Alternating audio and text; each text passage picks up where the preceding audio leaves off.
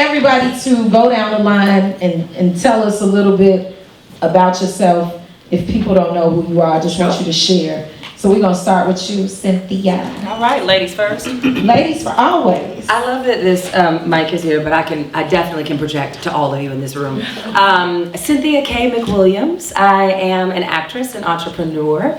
As an actress, right now you can catch me on Average Joe on Netflix, sharing the stage with my boy Dion Cole, Chicago family, and also just a bunch of other stuff. I don't need to go through all that. Look me up. You can find it, but what I do is tell stories. What I love is sharing my craft with audience on the stage, in rooms like this. And also I am a teacher at DePaul University. And my absolute passion is shaping not just creative minds, but also good people to go into the world. And we need more of that in the creative space, in this industry, but just everywhere. So that's my passion, is seeing you win. I love that energy.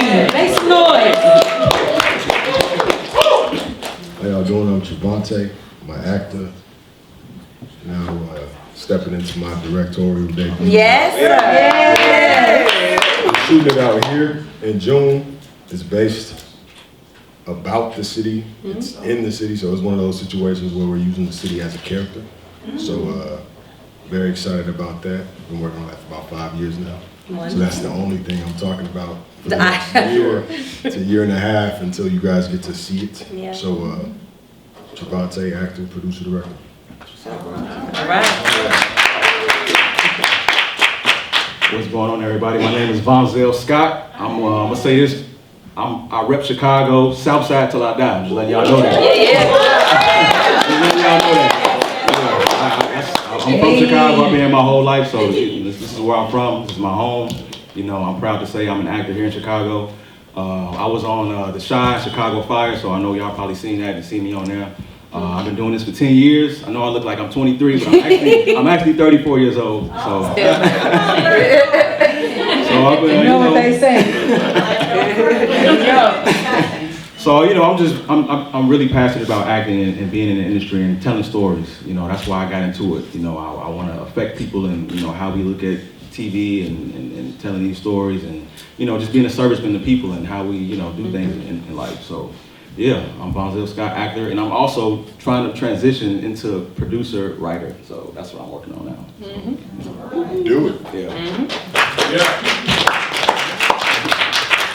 Hello, everyone. I'm Corey Hendricks. Born and raised on the west side of Chicago. I represent the west side of Chicago.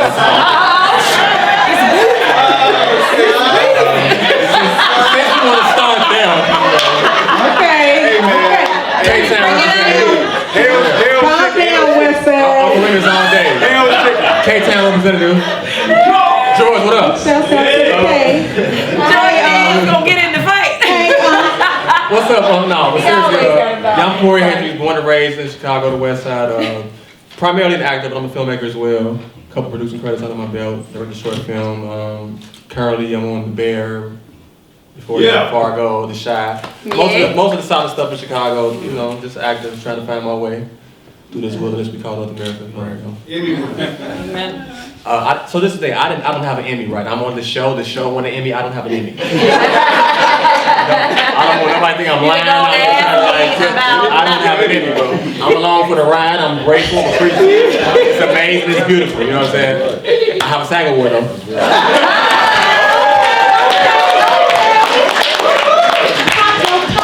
Should. Shut it down. Yeah, I love the accolades. He just slid it in. Yeah, I like how you did that. Real player like. I was just about to say. Y'all real slick like that. Okay. So I got a question. We're going to start again with ladies first. Okay. I'm going to mix it up though. Okay. But I want to know what was like that defining moment that made you know that this was what you wanted to do, this is who you were, this is your path in life, this is where you wanted to go and where you needed to be. What was that one moment? What made you take that leap of faith? It's so difficult to, break it down into one moment. My mother always says that acting was not something I chose, it chose me. And I think for most people, what is your passion?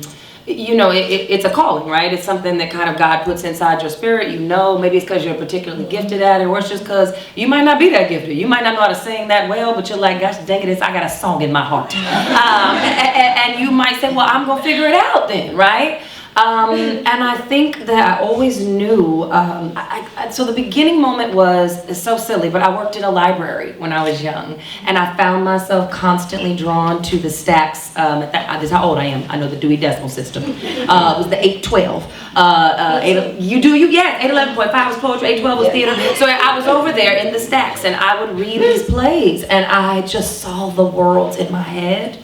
And I knew that I had to be a part of that. It came alive for me. I wanted to step in any way possible. I'd never cared about being on camera or being famous or any of that. I just knew that I was passionate. I just heard it all in my head, and I wanted to be everything and everybody. I wanted the worlds to live inside of me. And I felt connected to all these things and people and places I'd never been or seen or known. And I thought, this seems powerful.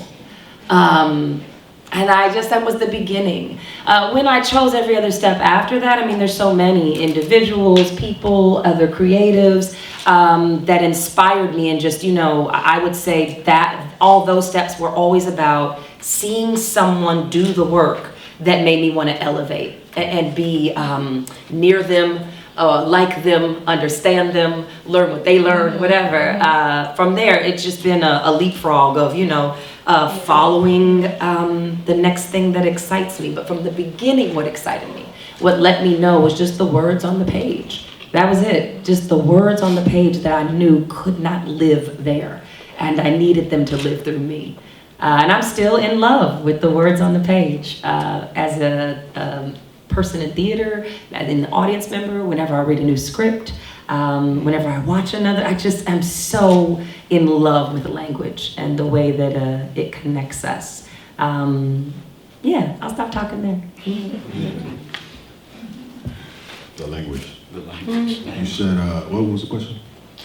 The question was, what was like the defining moment for you that let you know that this was what you wanted to do? This is where you wanted to go and where you wanted to be. For me, I always felt alive whenever people were looking at me, whenever I was doing something profound. So being an athlete, like winning a race, running next to the person, looking at them, taking off. I was that kid, so that feeling and having people not just look at you and be happy to see you, but be kind of proud. That was something that really still gets me. So that was kind of, whenever athletics was taken from me, I was able to transition into acting, being in Austin, and I got that same feeling. So even more so now, because I'm creative now, being a writer, director, producer. I'm creating something from my mind, from nothing, and then also physically manifesting it however I see fit, and then getting this same adulation from people. That's I think that's kind of what we as humans are kind of made to do, service people and kind of inspire people. So yeah. He got something. It's So just cool. Just For me, I was trying different things growing up. I really didn't know what I wanted to do. I remember when I was working valet at the Horseshoe Casino. I hated it. I'm driving other people's cars. People used to call me and say, like, man, you a character, man. Like, you funny, you do this, you do that. You got this personality. I never thought anything of it. And then one day I just decided, I wanted to transition into about acting, because my dad is a production designer and writer. So I was always around it growing up, but I just never actually pursued it and made the attempt to try to, to go for it. So, I just, kept going with the flow and just doing what I was doing, and researched what I wanted to research for acting and all of that, and got around the right group of people. And that's when I was just like, all right, this is what I really want to do, you know, as far as my life. You know, this is everything for me. You know, if I don't do this, then what else am I gonna do? You know, well, that was my mindset back then. But you know, as I got older, I'm like, man, there's so many other things you can do in acting. Like you can be behind the scenes, you can be in front of the camera. You know, so I was just grateful for me learning and learning the industry in itself. So I don't know. And then my cousin Bonnie DeShong, she was on an episode of Martin, and I was like, I love Bonnie. Yeah, so that when I say love Bonnie, Yeah. I love Bonnie. when I saw that, Bonnie. I'm like, damn, you on Martin? Like I could do that too. Like damn, like, me, I could do that. You on there? So that just fueled my fire right there, and I just kept going with it. So that was like my journey from there, starting at that point. For me, I think it was like multiple things. My mother was the first person that pretty much told me I should get into acting. I was young, wanted to hoop like every other little boy. And she just told me I should get into drama. I didn't think anything of it. But luckily my brother, who was like almost 3 years older than me, he went to school first for like directing. So the plan was like he was gonna make the movies, I was gonna star in the movies and stuff like that. And then I just kind of started acting in college. And I started in college, but I did a play. What college? Southern Illinois University in Carbondale. I'm a Saluki, yeah. So I did a play. And, say what now? Party school. Yeah. It's a party. It's a party. So I can't even. Yeah. I went to party school. I mean, I got my degree though, so you know, I got my paper. Another party ever. Yeah, but In life. I started acting down in schools, like doing my brother's short films, his student films and stuff like that. And I did a play in 2004. It was February 29th, 2004, leap year. And the response I got from people when I did the play, like that was just like, that did it for me. I knew right then that I could be an actor, even if I wasn't famous or rich. The stage let me know that I could be an actor. If I'm never rich, if I'm never famous, I can still do this and take care of myself, whatever. So that's what did it for me. Yeah. Interesting. I got a question for you, Vonzell. Yeah. What was the key pivotal role that you feel like maybe launched your career? This is a two-part question. And was there ever a role that you passed up on? You ain't got to tell us what it is, but was there ever a role that you passed up on that you regret? Two-part question. I feel like the Shy got me over the hump, and I felt more like I can do this, because you know, as actors we audition so much and go through a long journey of no's, and it was just like, man, you know, this one yes, and I just met some incredible people, and people love my performance, and I just felt like I connected with a bunch of other people in the industry right after that, and you know, I was able to, you know, do other things after that role. And what's the second part of the question you said? Anything you ever turned down? Oh, anything I've ever turned down? Nah, you know what? You can listen. In my career, I've been so hungry to just do work. Honestly, it's really Said you ain't turned it down, nothing but your collar. I feel it. I hear you. Loud and clear. Yeah, like I was just so hungry to do work and just put my performance out there and just tell stories. I just never really said no. You know, maybe I should have, because I put out some bad work early up in my career. You know, but it's cool. Like we all learn, and you know, that's part of the it's a part of the process. So I'm just grateful for my journey and where I'm at right now. But no, I haven't turned down anything. Like it's just everything that comes at me. It's an opportunity that God gave me. So I'm like, let's do it. You know, even if I don't agree with the script, I'll just try to negotiate, try to, you know, see if we can work things out with the script, within the script, if it's not like where I want it to be. But other than that, I'm trying to do everything that I can. I think that's an excellent way to go about it. I think I had the extreme honor and pleasure of working with Samuel L. Jackson. And one of the things he said to me I asked him about his career all the time, and because you know, if you're next to a Sam, you got to ask him things all the time. And he had said to me, like, just walk through the doors in front of you. Like, stop thinking so much about what's next, what's whatever. Just do the work. He was like, and he said exactly. He said, I ain't said no to nothing ever. And he was like, a lot of people will judge me for that and be like, oh, you didn't, whatever. And he was like, yeah, but it's fine. He was like, I learned things, my career bounced, it was whatever. He was like, I don't say no to nothing. You know, and I really appreciated hearing that from someone that far in their career, you know, and just in general, you know, I think one of the things I just really took from him is him telling me like, a lot of people think they try to plot their career and have whatever, and he was like, the career is what you're doing right now. Your favorite job, like, you know, whatever, what's your favorite role, whatever. He's like, my favorite role is what I'm doing right now. That's all we got, you know? So I think that's a wonderful way to approach things. I'm sorry, I didn't need to step in. I just like for the panels to feel like conversation. No, that's what it's all about. No, that's what it's all about. I want you guys to interact, to talk amongst each other. Please, by all means. And then, since you're on the mic, go ahead and answer that question. Oh shoot, what was we talking about? Y'all? What was we talking about?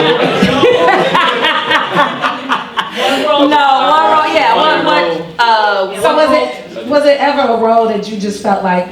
No, I'm with him to this day. No, I'm not famous enough or in a position enough to be running around thinking I can choose nothing.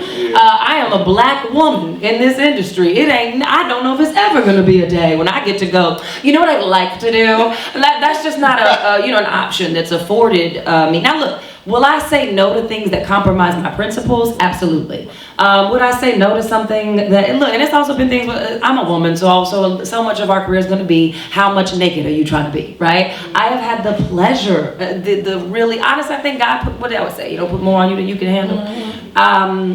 I think that I'm just so grateful that I haven't been put in that position, right? I would love to believe that I would have some principles or whatever, but I've never really been asked to do anything that I thought I would like to believe, right? I think I do. I've never been asked to do anything that compromised my principles. I'm also super body positive, so I'm always like, hey, if you can see it at the beach, then you could see it on TV. I don't have a problem with it, and if it tells the story, look, I mean, people like looking at beautiful people. I don't got a problem with it. I actually think that women need to be in a position where we're okay saying, you know what I mean? I don't have any issues. I think that's always when it comes to women, what you're saying is like, have you ever had to turn down a role because they was asking you to do something nasty or be something nasty? No, and I just not even that.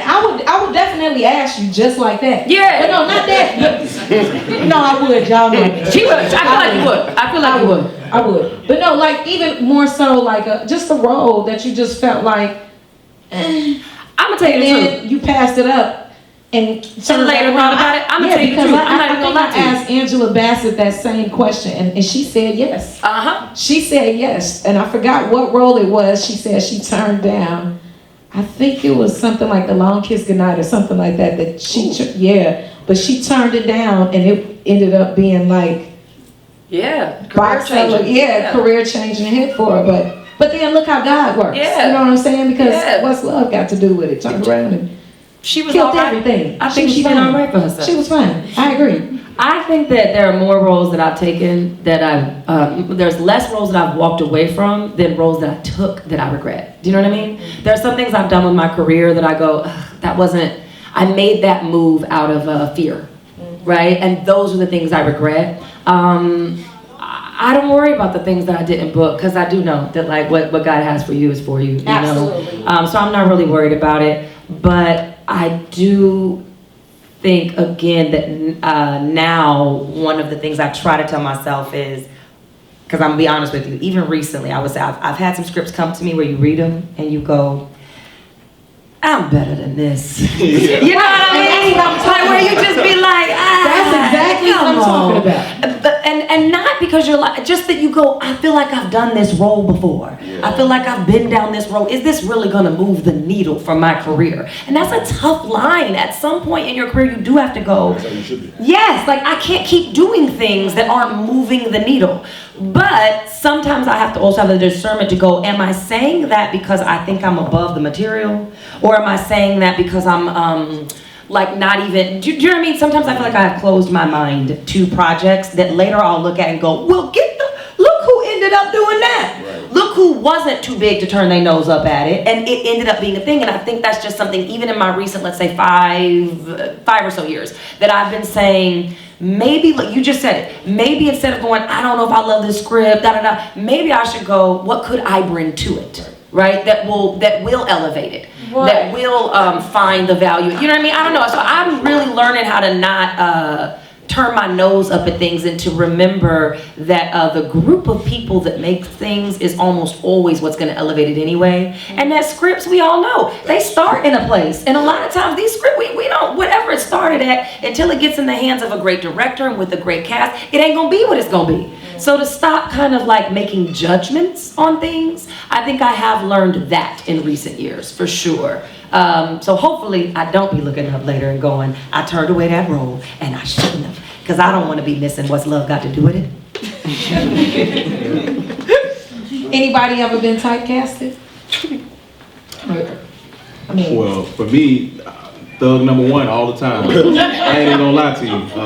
My agent always gives me auditions, and you know, it's always playing some tough gangster role, and I'm You're like, so sweet. right, like, exactly. You know, I have a very cool, calm demeanor. But it's like I know I can do more than that. I know I can be a scientist. I know I can be, whatever. Just anything other than playing these stereotypical roles. So but I feel like we have to be able to navigate through those phases of typecast and just showing up when we all have these auditions to show that you are capable of doing other roles and can put yourself in into these other people.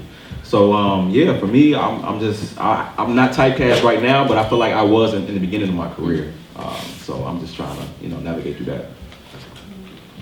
So I got a question. This is a little off the script. This is one of my questions. So often I think we all can agree that we see a certain batch of actors who get a lot of roles. Yeah. Am I right? Am I wrong? Yeah. Okay, we see a certain batch of actors. Why is that? Can somebody explain that to me? Business. I'm the perfect person to answer this question, actually. Perfect. Let's go. As a creative and as a businessman, I represent myself. I negotiate my own deals. So and my business partner is back there. He's my assistant director on the film that we're about to do. So we see everything, because I don't have an agent. So we see everything, you know what I mean? Top to bottom. And I make everything top to bottom. So I know the game top to bottom now. But it's taken me, Moonlight was 2016. And so typically the trajectory will be right after that. Mine plateaued because right after, I didn't have an agent prior to Moonlight. And we got that Actors Access. I don't know if you've heard of it. So, I did that. So afterwards, Wait, when you say you did that, you mean you used it or you mean you created that platform? No. I did that, meaning I went on Actors Access and submitted myself Just for different projects. to get Moonlight, which is the thing, Damn, that's what's up. You see what I'm saying? Yeah, that's what's up. I say that to say I didn't need the agency prior to them coming to me. So I have a unique viewpoint. So they came to me, the best agency. All right, cool. I see the business model. I have these conversations with my agent. He says, you think like I do. I was like, I know. Fast forward to doing 2 projects with them, seeing how the business works and seeing how, like you're saying, the reasoning for them using certain people, seeing, just like any industry, any situation, there are people who are at the top or who are in charge, not necessarily at the top, people who are in charge, who dictate what goes on. And so, as you see, with Diddy's situation, we'll just use that. There are certain things that need to be done in order for you to be in certain situations, to put yourself in certain rooms, to get to certain levels sometimes. And if you see someone who you feel may not have, you're like, why is that person in that position? They're not necessarily conveying the story like I would think that an amazing person would, or why are they getting this opportunity? It's because they were more than likely put in a situation. Not necessarily, Diddy is the extreme, right? But let's say that's 100. They're even doing 15 to 20, you're maybe jeopardizing your own or exactly. Yes. And so that's the whole thing, your integrity. Yes. Whenever you're an artist, your creative integrity, your integrity as a human. Yes. That's the whole thing. And so understanding that and then moving in that way is very difficult. Again, Moonlight was 2016 for me. I'm just now, after Moonlight, I did, like I said, I did 2 films. I'm talking a lot. This is probably this is the thing that I'll probably talk the most on, because I like the business. Hey, yeah. After Moonlight, I had 2, I did those 2 films with them. I did, it was Predator, and then I did 12 Strong, blessed, 12 Strong. And those are 2 really cool, and then so then that was the action guy. So they put me on that, and it was perfect. It was like, cool, okay. And then Bird Box came. Sandy reached out to us direct, so the agents didn't get it for me. That was the main thing. The agents didn't get it for me. Sandy reached out to us. So I was like, so you guys didn't get this for me. I don't have to pay you for this. It's like, well, yeah. I was like, that doesn't make sense to me. That's from where I come from. If you don't do the work, You don't get get paid. But they love it. Like, well, we're in a whole relationship. We cover everything. I'm not trying to hip up y'all situations. Oh, I know. You understand what I mean? But I because again, I was just learning. Look at them. it's if you know the ism, Game. you know the ism, you know what it is. So it's like I saw, so I was like, okay, I can't do that. And again, I've sacrificed opportunities because of that. So much so that even we recently got information that we knew this, but it was like recently got information because we were working with somebody who's, I can't say what I call him, but because he is this, he's kind of untouchable. So he's like, I'm gonna go investigate why people don't work with Trevante because I think he's amazing. And he's making this thing. And he came to me and was like, you know what, whenever it gets to a certain point, they were like, you don't want to work with Trevante because he's so difficult because he doesn't have an agent, he doesn't, he's just, and then he's like, well, I met you and you're the sweet, you're the great, so why wouldn't I? So let's call it being blackballed. So it's like, they blackballed the boy. But it was for me. It might just be called being black. That. That's what it is. But so we got to the point to where now we understand everything, so we're able to do it ourselves. Like I said, we're making the film, blah, blah, blah. And it's gonna be amazing. It's gonna be the best thing you've seen coming out of the city. So, it's John Wick of the city. It's I appreciate this response. Just again, Dre, you see the response? So When is it coming out? Bless. I'm gonna give y'all this. I'm gonna be at the premiere, man. Yeah, it's Hold on. Let me think about it. This is when we shoot. I'm trying to think about, because, At best?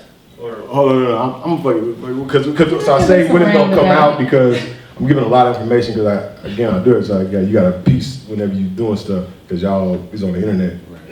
But,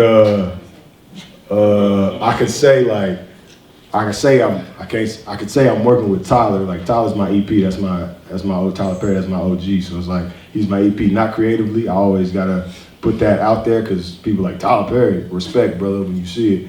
But they're like Tyler Perry. It was like, first of all, this man, he does it all himself. So the business of what he does is what you need to pay attention to. Again, like creatively, all this, but so that's I was my. gonna talk about that too. So what? I was gonna ask a question in reference to what you just said. But About Tyler. yeah, about Tyler. I'm gonna end it there then, like everything. We could possibly, Thanksgiving 2026 is the goal. You did it. Thanksgiving 2026 is the goal, because I'm gonna tell you this, the name of the movie is T, and we're gonna drop it on T-Day. Come on, marketing.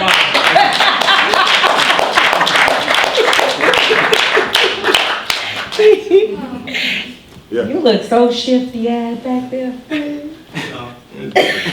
What up, We Carl? just working. Big goals, big aspirations. Like you got a big old secret. We do. The secret is the film. Yeah, I can't wait to see it. Bless. I can't wait to see it. Can we?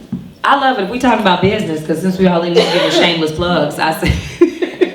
I wanted to say too, just because we were talking about this a little bit earlier, and just what it is to really say we have to kind of come up with ways to have our own agency. Sames. I have not decided to drop my whole agency, but along the way, as I was building my team, I had a PR firm, and I did not feel safe, good, happy with them. But what I discovered really was that a PR firm, in my opinion, sometimes ends up being this thing where it's a group of people who you're paying that are promising you what they're going to do to move you to the next level, but really all they're doing is sort of profiting off of what you've already done yourself. Like, they're not actually creating any opportunity. They're sort of just like, once you do something, they go, oh great, you've done this, let me glom onto that, and I just, and what happened was I did this independent film, and I got basically no money for it, but I really believed in it. A group of young kids that were, it was based on a true story, young kids who were riding bikes, making bikes and then riding these bikes on a ride through the Grand Canyon. And it was based on this real guy's life who worked with these young people. Matthew Modine was my co-star. It was like a cool movie, and I liked the concept. And I said, fuck it, I'm gonna do it. My agent's a real big biker, like a cyclist too, so he was like, just do it for me. And I did the movie, didn't really know if it would go anywhere, but indies, they usually don't. Sometimes they don't even make it out of post because you can't get the budget to finish it.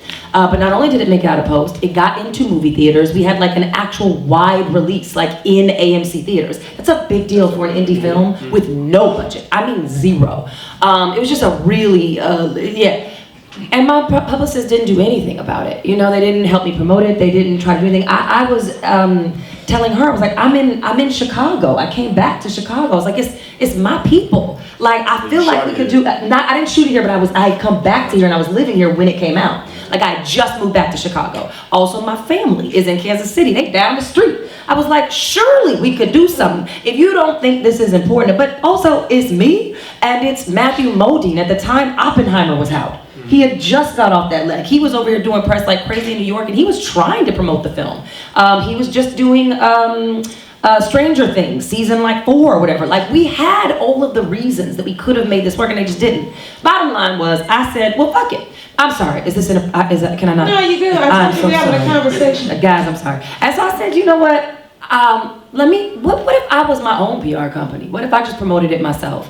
I started literally, I went home to Kansas City, and the first thing I did was I just started calling people I knew. It was like, hey, you know anybody at the news station? You know anybody at the radio station? You know anybody? Literally, and before I knew it, like in a week, I'm not even kidding you, maybe a week, less than a week, I had my own little press tour that I had coordinated. I called my publicist and I asked her, I said, hey, any follow-up on just anything with, Kansas City, that trip, whatever? I mean, because, I'm about to be in town, da-da-da. And she said, oh, I reached out to, all of the news stations and I tried, but, I just haven't heard anything back. And I said, well, that's interesting.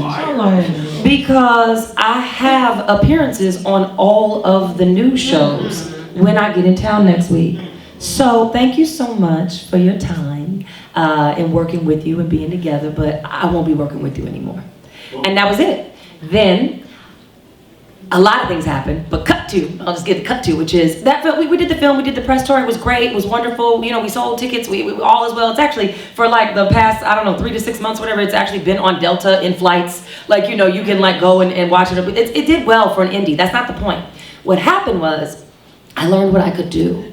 And I moved to Chicago because I was kind of done with LA just for another reason. The energy is weird there right now, post-strike. And I missed home. So I came here not knowing at all what I was gonna do. I decided to sort of create my own PR firm. Originally it was supposed to be for myself, right? I just got to get, literally same thing. I called every actor, everybody I'd ever worked with, and I said, tell me some of the best creatives you've ever worked with. Like, what photographers you've worked with, what makeup artists, what right? Then we narrowed those down. I had my manager sort of partner with me, and they vetted all these people. Then when we got down to another list, I ended up just literally calling them. Just sitting down, calling them, had a conversation. And then of those people, whoever I vibed with, I brought them over to one of my favorite little places out on the south side, Carver 47. We had a meeting in a conference room, and I just sat down with them. I said, if you guys want to hear more about this concept that I have, you're gonna have to sign an NDA. You're gonna have to sign this non-compete. We're gonna sit here, but I'm gonna let you know it's not so I can steal anything from you or whatever, it's so it can protect me, so I can be very honest with you, because I wanna be super transparent today. And I have a really, I think, great concept and idea, but I need you to just kind of go with me, right? And we did. we sat around and we talked, and basically I said, what if people in Chicago who are always rushing to the coasts to go do things, right? What if they had it all here? What if, when I looked up, when I lost my PR firm and I was trying to find a PR firm here, I couldn't really find much. I didn't really find a lot of options here. There were like 2 or 3. Whereas in LA, there's like 5,000.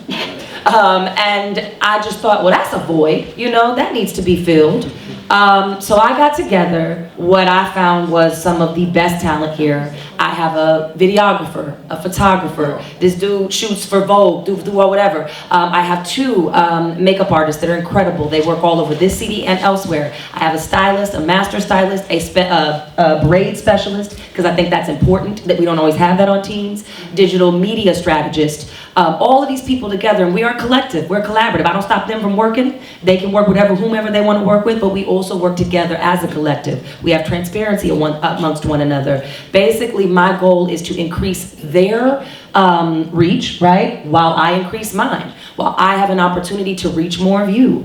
And what we do as Sin City Creative is we open the doors to have you come in, sit down, meet with the entire team, and we talk with you about what do you want to do. Not just as an actor, as a dancer, as an athlete, as someone. One of the guys that I work with, he used to be a Chicago Bears player, and he's moving into a new space. We love people who are coming out of a space, moving into a new space. Writers, political activists, community engagement, anything. If you want to elevate your brand or have your reach go further, and you don't know how to do that, because finding a team is hard. Trying to find space and a photographer and a person who's gonna get it on the internet and who's gonna message it and how they're gonna package it, all of that is hard. And I know that because I've been doing it by myself for a long time. And one day I looked up and said, I don't know about this team, right? These agents, this publicity, this whatever, but we do all need a team. And what if you could have a team that was vetted? What if you could have a team that you felt like somebody that you knew, that you trust, that was like you, that looked like you, that lived in the place you lived in, that was down the street, said, hey, I got you. Come in, we're gonna talk to you. We wanna learn about you, and we're not gonna rinse, wash, repeat. We're going to do something specifically for you. And then also, I happen to own the studios. So I own a studio. I have the space. We don't have to hire anybody. We don't have to do anything because it's all here. And we can talk about what you need and give you one price. I ain't got to nickel and dime you. I ain't got to go around. I'm not trying to price gouge. I'm doing just fine. I don't need it. And that's Sin City Creative. So that's literally a resource here in Chicago on the South Side, 43rd in Indiana. We're here for you. We're gonna get your information. Yeah. We need to be out soon. Okay, wonderful. Yeah, we're right here. Sin City Creative here in Chicago. 43rd in Indiana. We'll make sure you have us, but it's on Instagram, and you can also reach out to me personally, because much like you, I'm like, you can contact me directly. I don't have all that, you know, bodyguards between me and you. I like my people, so we can always talk. But yes, Sin City Creative, Sin City Studios. That's a service that is here to you, for you. We are an unapologetically Black company owned by a Black woman with a whole lot of Black women running it, and we also serve the South Side Black community. Ladies, Man, you know, if you want to come drive down from the north side, you can, but I'm just saying, we unapologetically serve our community. so I applaud you 110%. This is another one of my questions too. I got a question. And you said a lot about what I was thinking to ask, as far as why not do it ourselves? Why not do it ourselves? We see people like Tyler Perry, and he's 1 out of 1. Yeah. We don't see a lot of people in a position that he's in, or do the things that he's done, I mean, in a long time. Or who's doing it right now. Why do we not see a lot of, especially in Chicago? Chicago, in my opinion, I'm looking at it from a music standpoint, and a lot of people who's in the game will know exactly what I'm talking about. There's no distribution in Chicago. None whatsoever. So you gotta either go to the East Coast or you gotta go to the West Coast. Why is it that a city like Chicago has so much talent? Yeah, rich in history, such great talent. Why do we not, or what is lacking with this city, or with this market, that we cannot get Distribution. My answer is going to be simple, and then I'm going to say, what do you guys think about it? Okay, I'm going to say one word, and then it's going to open up a whole conversation. Gatekeeping. Yeah. And then you all talk about, I'm not going to say nothing else. So like, everything's on the West Coast and the East Coast, but those are like the old institutions. It's been there for the past 50 or more years. So what we're talking about now is like the new wave that's being ushered in. And that's really that's the answer. It's like everything, that's how it always was. And it took before like a Chicago to get like a good film wave going. You know, it took for the internet to kind of blow up the way it did, and people can create for themselves and turn themselves into like what they want to be. And then you see what's going on in Hollywood now, where it's like 1 in 5 films in the country is being shot in LA now. 1 in 5. Yeah. Now it's like you can be anywhere. Like you shouldn't even leave your city if you haven't done anything in your city. You shouldn't even leave. Can't make it in Chicago. Yeah, so it's like when people be in Chicago, I'm gonna go to LA, I'm gonna go to New York for what? Go to LA for what? If a person they might be more connected. They probably gonna come right here anyway. They might look better, you know what I'm saying, have less integrity. You ain't gonna make it. Like, you can, but it's gonna be harder, you know? So I think that's what it is. It's like, it's gatekeeping, but it's just the old institutions, and now we got to create new ways for yourself. That's really what it is. Like any business, like anything in life. That was the old model. Yeah, sure. So, get back to the global Mixx questions, which are great questions. But, you know. We vibing, go ahead. We vibe, we pivot, you know, that's what. So, yeah, no, I think I am. So, yeah, let's see. Go sit on this panel, girl. I'm gonna do me, sis. So, no, what keeps you motivated? It's been rough out here. It's been strikes. Money has been tight. Roads have been tight, far and few. You know, it's been a lot going on. It's a political climate. Talk about it. What's going on? Me personally, I feel like I'm, different. But, I mean, that's the You thing. remind me of an independent artist. Like that, Well, he is an that rapper. I know Oh, you he mean is, like but like the rapper that makes all like a chance. I'm the film version. Yeah, exactly. But Making all the money. Tyler Perry is my OG. He gave me my first job. So that's what I saw first. And then directly after that, I worked with Barry on Moonlight, which is regarded as the best film. Yeah. So think about that. From Tyler, who was the biggest, from an economic standpoint, the most prolific in our industry, more than anybody. They all go to Tyler's studio to understand how he makes stuff at such a price. And then they talk shit, but they try to understand how he does what he does. So I go from that to what they regard as the highest quality. So I see from one end to the next, back from one to that. So I got a very blessed, very unique opportunity.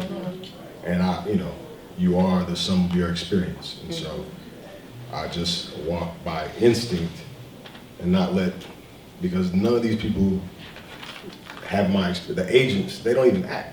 Right. You know what I mean? So I say that creatively, they don't know. They're going off of what somebody else says is good. So creatively, they don't have a clue. Some of them are good because they got some of them, but most of them, they're like, they don't know. And then from a business standpoint, they're also learning how to do business from other people who've not done the business. So you can't tell me how to best be me. Like that doesn't. But you do your best to help people No, make decisions. seriously, no. So, how do I stay motivated? Willpower that's the thing, that's about being a human. Having willpower and it's being disciplined. So religion, and whether that's your religion, whatever if you're an army brat, it's all about discipline. Everything in life is about discipline. That's how you get from this to that. And if you don't have good discipline, you won't possibly reach where you're trying to go. If you have great discipline, you will 100% reach your goal. Period. So willpower. Okay. Vonzell? Yeah, for me, staying motivated, honestly, it's tough. I ain't gonna lie to you, it's tough. But I keep my faith in God always, and just seeing those in the industry around me who I personally know, just seeing them win, that gets me going too. Just knowing that they winning too, like all right, it's gonna be my turn to bat soon. I'm gonna hit this home run. I just gotta be prepared and ready. So seeing them win and succeed, that keeps me motivated, and just family and friends, and just living life and just doing things I want to do. you know, and just, you know, being able to just express myself and just be around good people and have good vibes. Because this industry is tough, you know. It's like we sitting in traffic as an actor. Like either we gonna sit there and wait for somebody to say yes, or we're gonna try to maneuver and make a lane for ourselves. So you know, it's just you just got to keep that why you started in the first place inside you. Was that just now, or did you think about that before? This was lane in traffic. I was thinking the same thing. I was like, that's Seriously? good. Was that on the fly? You thought about that? I thought about it. I be saying that all the time. Yeah. That was good though, that boy I like good. it. That's nice. That boy is I good. thought about it. But yeah, so that, you know, it's just I get motivated from other people and just being able to just, you know, just keep going and just doing things and, you know, knowing the end goal, you know, knowing where I want to be. So, you know, I'm just keeping my foot on the gas, you know, just one foot in front of the other. I would say, like just having a passion for it being like the thing that I know I really, really wanted to do and sticking with it. And then, like the small victories, I guess. Like you do a little small film and you get some good feedback from it and then let you know you're on the right track. It's stuff like that that you keep, like, just keep going, you know. Yeah. When I did that play in college, my pops, he told me I did a good job. Like, he's not the kind of person that's gonna tell you you did good if you That's did it. good. So when he said I did good, he was serious with me. I was like, okay, we got something there. He ain't gonna say shit if it ain't good. So that let me know. And, you just keep going over, you know, you make small strides and then, you know, you see you actually like, you realize you living it, you know what I'm saying? Like I moved to LA chasing it, and then it's like I got to LA and I was out there for 4 or 5 months and then I booked the shot and I had to move right back to Chicago. It took me to move to LA to book the shot. I remember that. It was crazy like that. So I remember that. it's weird stuff, it's weird how it happens, and then you look up and it's like, I've been on this show and I'm on this show, then years have passed, you realize like I'm like a working actor. It just, you know, it turns into it if you just stay focused and keep going. Like you say, discipline, have the passion for it, you just gotta keep going, consistency. I was, at one point I got divorced and I decided I was gonna go out of the country and like live my life. I didn't cut my hair off, that's what most people do. I went ahead and traveled, but when I went to Europe and then I just jumped around and I was like, I'm gonna take a big girl trip, I'm gonna go by myself. I was like, that's what I'm gonna do for myself. My best friend always talks about taking a big girl trip. I got there, I loved so many of the places that I went, but the place I loved the most was Barcelona. I loved it, or Barcelona, but I loved it so much, but I didn't speak the language. And I was like, I hated that I didn't speak the language. I felt so out of, you know, I was like, I want to be in the people. Like I said, I love the language. I love language. I want to connect. So I got home and I just started learning Spanish, right? I got a tutor online, and then me and my tutor was talking all the time, 3 times a week. He was getting it, and I was like, suddenly I was fluent. I said, this is crazy. I speak Spanish. But he said, barely, baby. And he was like, but you're really gonna figure out what you know when you go live somewhere. So I then just decided, well, I'm gonna go live somewhere. So I went to La Ciudad de Mexico, and I literally like lived in Mexico City for like 3 months, which is also beautiful, by the way. Everybody was always like, oh, we're so scared for you. Are you gonna be okay? And I was like, it's fine, actually. It's one of the most beautiful places I've ever lived. Condesa was where I was living, which is like a very nice neighborhood. Anywho, so I was there. I was learning Spanish. I was just there, like living my life, just living my life, right? And then and I was about to come home. I was about to come home. And then the next job that I booked was this show called Coyote with Michael Chiklis on CBS. And it was and it's shot in Mexico. I was literally like leaving the, I said, it's crazy. So he said, I'm like, that always happens. And so I'm gonna say what I think keeps me motivated and what I hope can motivate other people is to stay present. Actually, what keeps me motivated is to remember to be here right now. I'm sitting here, y'all, now look at me. Look at me. I'm next to this panel of handsome men. Now, how did I get this lucky to be sitting on this panel with all these handsome men? Like, I mean, this is crazy, right? Sometimes I think the way to stay motivated is to just look at yourself in your life and go, look at me. Look at me right now. Because wherever you are right now, I swear to God, little girl Sin would have been excited about this. Little girl Sin is excited about this moment. I never get over just what is happening, what God is doing right now. And that's not just because I'm at this panel, that's anything, right? Like, it's always happening. God is moving, so that's a motivation to say God is moving right now. So let it keep moving. Just that's my thing. I'll be like, that's my motivation. Let me just keep being moved where God is taking me, because he always taking me somewhere good. Even the sad stuff, you know, I'll be sitting around thinking about these years that we've had together. Man, it's been tough. This week was tough. it was tough. The strike was tough. The pandemic was tough. All the losses that we've had is tough. Looking up in every day the news telling us it's all tough. Even that though, God isn't moving. It's good. It's real good. I think about all the good cries I done had. All of the times and the opportunities I've had to get close to people. The alignments that have been made. It wouldn't have happened if not for the tragedy. It wouldn't have happened if not for... I love it. I love it all. I'm motivated by the things that break us and the things that build us. I'm motivated by it all. I really am. Yeah, I think that's if I could deposit anything, I would say, don't wait for something to motivate you. It's happening. It's happening. All right, so I think I've asked them enough questions. I think I'm gonna turn it over to you guys. Your time is You got a question? He said, his businessman is on it. Businessman said, your time is up. Oh, it's up? We on it got already? 15 more minutes. I'll give 10 you more 10. minutes. I'll give you, yeah. Is it 6:20? It's 6:23. Oh, wow, yeah, the time is. I'll give you 15. 15. Y'all give 15. We can do a Q&A. We'll do a quick I'm question. doing 10. I think I'm sending the invoice. 10.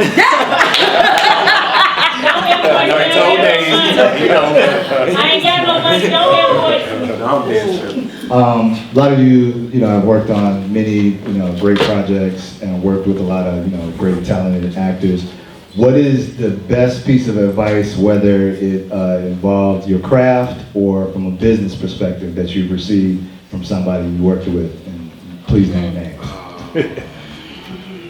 Good question. Start at the end and go down, because I would like for each one of y'all to answer that question. Okay. Because it's not just a What was the question? I'm fresh out of jail. No, I mean, What's the greatest piece of advice, whether it pertains to your craft or to your business. or the business that you received from somebody you worked with? Or the best advice we got from somebody else? Yeah. I was working on Yeah, Fargo. and name that. Okay. I'm You finna got one. so look, I was working on Fargo Mm-hmm. with the good homie Chris Rock. He probably don't remember who I am now, but anyway, yeah. He was pretty much telling us like the show Fargo, and this is like more so like actor-y type advice, depending on if you got something going on and with some motion. But he was saying, Fargo is a solid industry show, and that if we do well in the show, it could probably be good for us, in the near future and things like that. And he was telling us, maybe you guys should think about moving out to LA once the show comes out, blase. And me and a couple of guys was like, well, I've been out of money to go out there. I have responsibilities out here. And at the time, like my son, he's 6 now. He was small at the time, so I probably can't leave. My son is kind of small, and he was just like, you gotta get to the money. You gotta get to the opportunity. Why now strike while the iron is hot? And he said, my mama told me a broke man is like a broke hand. You can't do nothing with it.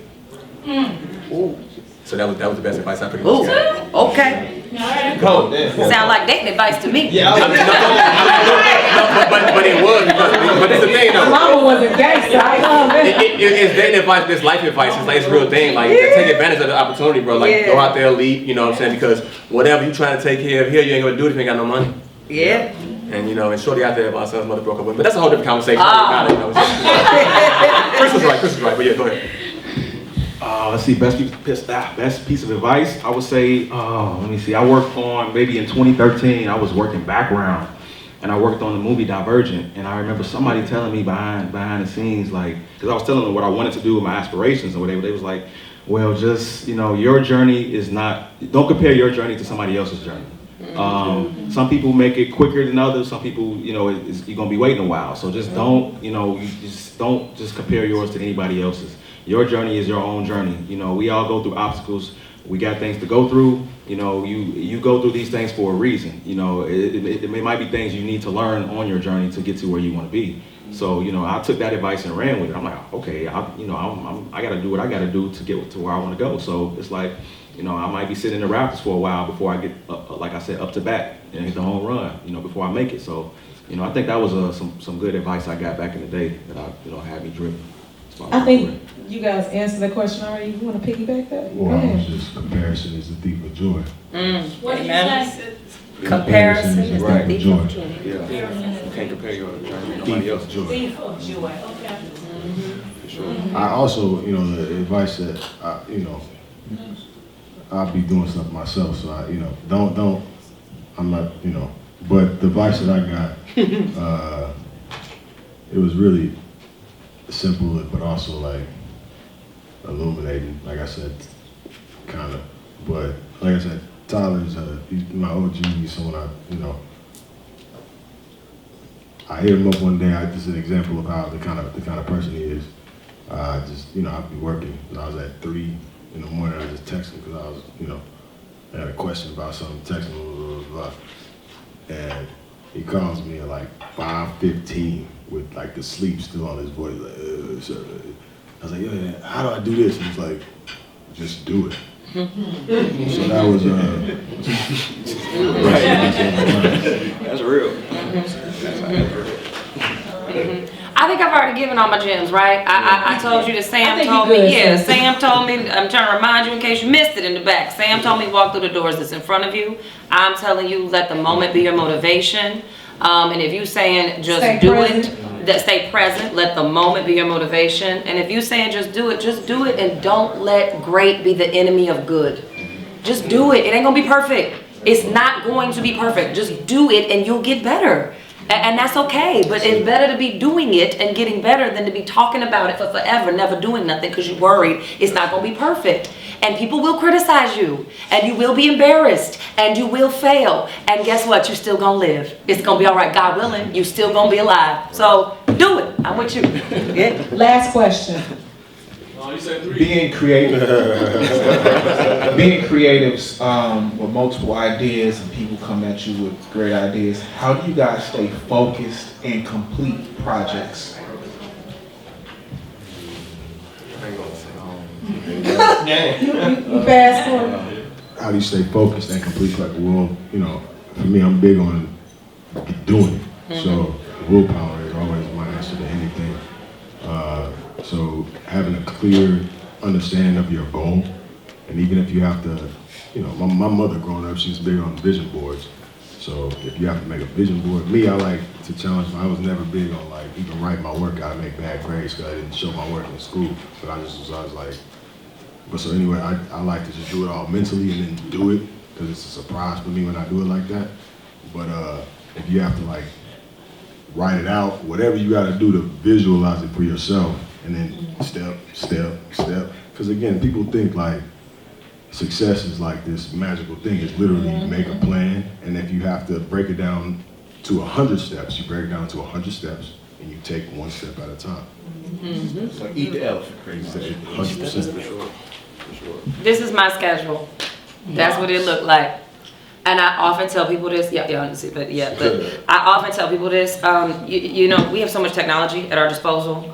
There's so many tools. Sometimes it's your it's just your Google apps. It's your iPhone calendar. It's all the AI that's out here that's threatening to take away our jobs. Well, if it's gonna do that, then also let it be something that's a tool to you. You can chat GPT just about anything now. You could say, write a business plan, and it'll do it. But then you gotta follow it.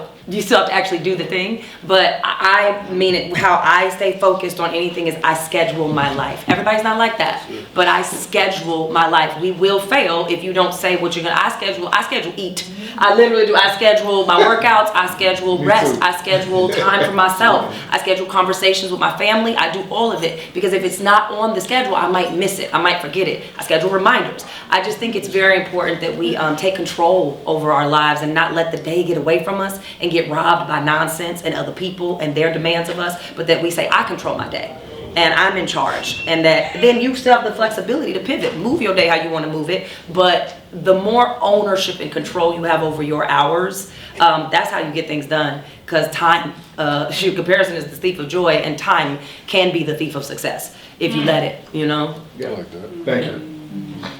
Okay, last question. It went great, you're still polishing it, I'm working on it. Hello, good afternoon. I'm very honored to be in front of you. I gotta say though, thank you for that movie Moonlight. Brought tears to my eyes. Bless. Anyway, I'm sure most of us in the room here are either aspiring actors or on the journey to be great, right? There's so many models out there on how to actually get into the industry.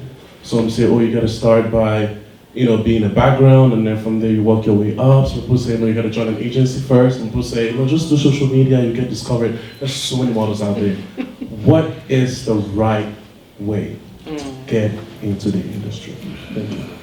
Well, baby. There's no right way to get into the industry. Like, seriously. We all started completely different on how we got started. For me, like I said, I was a valet driver, and I was decided I wanted to, get into the industry. But like, you just have to know, you got to understand why you want to do it in the first place, and you have to understand people. You have to understand, people in general, conversations, how we interact with each other, just different things like that. And you can network with other people and see like where they at in their career, and see how they got their start, and talk to those people and get in that circle and look up acting classes. You want to learn everything you can about the industry in itself. Like, that's a very complex question, man. It's just you just have to just do it. Just get started doing something. That's it. Seriously, like, for real. I think practice makes perfect, so to speak. And I think what's for you is for you. Practice makes permanent. Yeah, God will lay it out. Permanent. Yeah. Permanent, not necessarily. It's all these idioms. Yeah, no, God will put it in front of you plain. You know what I Like mean? you said, no, there's no, I'm on this filmmaking thing, so it's like there's no one way to make a movie. So there's no, I forget the idiom about that, but there's like no one way to shape. There you go. Right. So that's that's it. You are special. Know that you're special. Utilize your tools like only you can, and run rather than be like Like she said, you're gonna make mistakes, but being a human, making those mistakes is what makes you you, and understand your space in the world so that you can best be you. Yep. Or you might have an opportunity that presents itself that's undeniable. You know what I mean? Real quick, and then we're gonna end it. I ended up being on the Wheel of Fortune, 2 trips. One was to Bermuda, one was to Aspen. Went to Bermuda, just so happened to run into Elroy Smith, who was the program director at WGCI. Asked him for a job. He didn't give it to me on the spot, I had to work for it, but if I didn't ask him, if I didn't take the initiative to approach him, when opportunities present themselves, God will lay it out for you so plain that you cannot deny it. Just go for it. Thank you so much to the panel. Make some noise. Shout out to Mary. Make some noise for Global Mixx, and make some noise for yourself. Thank you guys so much. Yeah, two quick announcements, everybody, before you rush the panelists. I just want to announce we had the Global Mixx